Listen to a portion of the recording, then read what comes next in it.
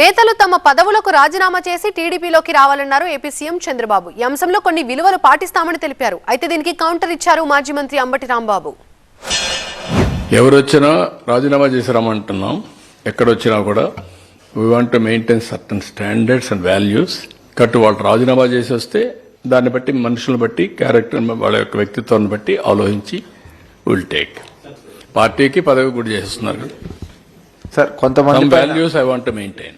Overall గా party బలోపేతానికి గాని జెన్యూనిటీ ఉండేటప్పుడు ఎవరు అవసరమో అవన్నీ కూడా ఎగ్జామిన్ చేస్తాం. ఎవరైనా పార్టీ మారాలి అనుకున్నప్పుడు కష్టకాలంలో పార్టీ ఉందని మీరు అనుకుంటున్నారు అంటే అధికారం లేదు. అధికారం లేనప్పుడు అధికారం ఉన్నవాడి దొడ్లోకి దూకితే విల్ లూజ్ అవర్ క్యారెక్టర్.